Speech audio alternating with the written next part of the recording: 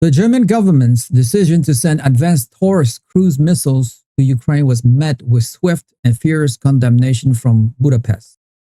Hungarian Prime Minister Viktor Orbán, a long-standing and vocal critic of the European Union's strategy on the war, immediately denounced the move as a catastrophic and irresponsible act of escalation. In a fiery speech delivered to his nation, Orbán declared that Germany was recklessly pouring fuel on the fire and dragging the entire European continent closer to a direct and devastating war with the Russian Federation.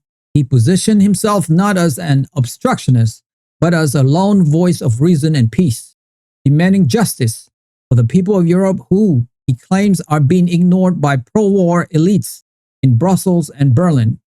For Prime Minister Orbán, the concept of justice in this context is not a legal one, but a call for an immediate and radical shift in policy. He argues that the true injustice is the continuation of the bloodshed and the destruction being enabled by the constant flow of Western weapons into the conflict. His vision of justice is an immediate ceasefire, followed by peace negotiations between Russia and Ukraine, with European nations acting as mediators rather than as arms suppliers. He passionately argued that every new long-range missile sent to Ukraine only prolongs the suffering, increase the death toll, and raise the risk of a miscalculation that could lead to a continent-wide or even global conflict. He painted a dark picture of a Europe marching blindly toward a disaster, led by politicians who have forgotten the lessons of the continent's own bloody history. Orbán's fierce opposition is deeply rooted in his perception of Hungary's national interests. He repeatedly emphasized his country's geographic proximity to the conflict, arguing that Hungary, as a direct neighbor of Ukraine, is in the immediate danger zone. Unlike leaders in Western European capitals, he stated, Hungarians can hear the sound of the war and feel its direct economic and social consequences.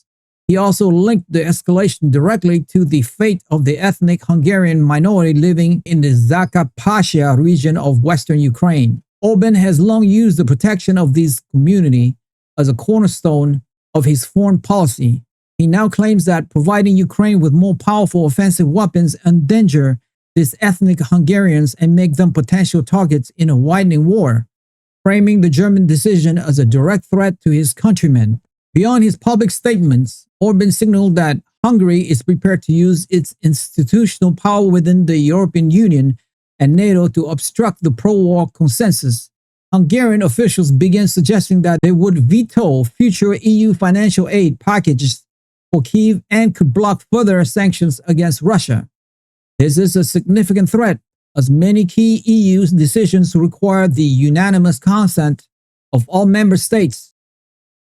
By threatening to use its veto, Hungary can create a major political crisis within the bloc, effectively grinding the EU's collective support for Ukraine to a halt. This maneuver is designed to force other European leaders to reconsider their strategy and to pay heed to his demands for a diplomatic solution. It is a direct challenge to the authority of leaders in Germany and France and expose the deep fractures that exist within the Western alliance on how to achieve a resolution to the conflict. Orbán's defiant stance creates a significant political headache for the new administration in Washington, presenting a vision of a divided Europe that could complicate any American-led initiatives.